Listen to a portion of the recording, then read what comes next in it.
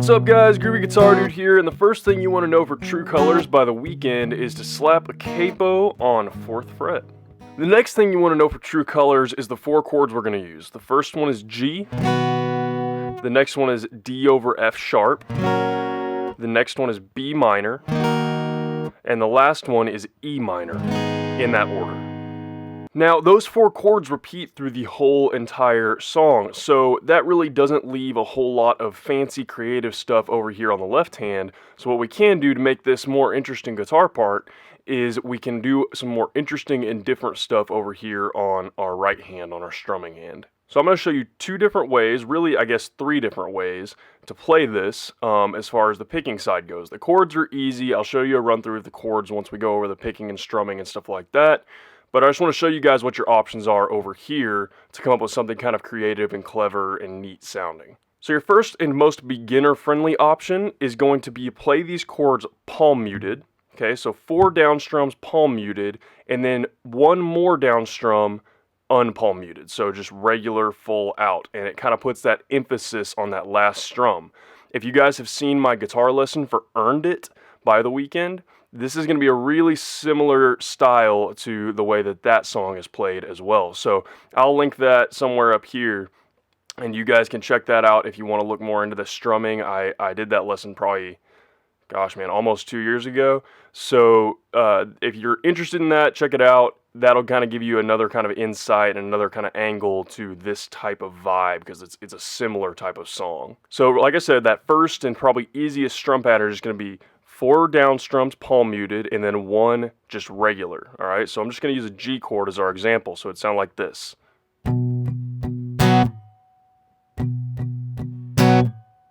right, so you got 4 down strums palm muted, and then 1 non-palm muted down strum. All right, the next option to do over on this side, I'll use the G chord as an example again, is just to pick through the chord. So just pick through the top couple of strings or whatever. Depends on what chord you're using for the G. I'm just gonna pick through G, D, G, B, and then down strum. For each chord it's gonna be different, but for all the chords it's basically gonna be whatever your bass note or root note is, followed by D, G, B, and then down strum. So what that looks like again with this G chord is...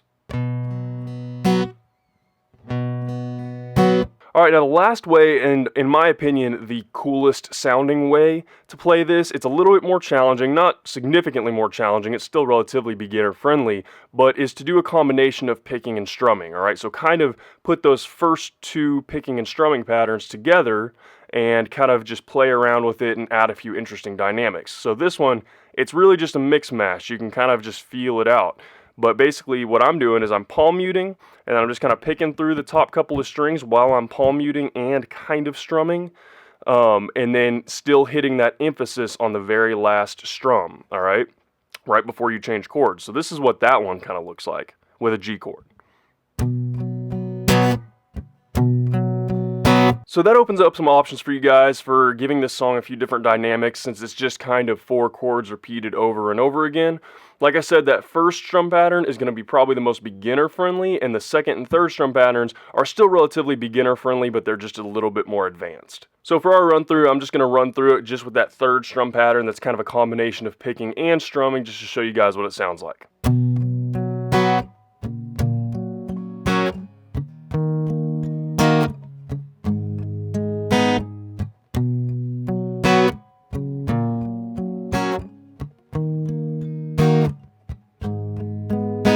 And guys, that is about all you need to know to play True Colors by The Weeknd on guitar. As always, if you guys have any questions, don't hesitate to hit me up in the comments below. I'm usually pretty quick getting back to those. Guys, if this video helped you out, go ahead and hit that subscribe button. I usually post 1 to 3 new guitar lessons every single day, and I already have about 230 up on YouTube right now.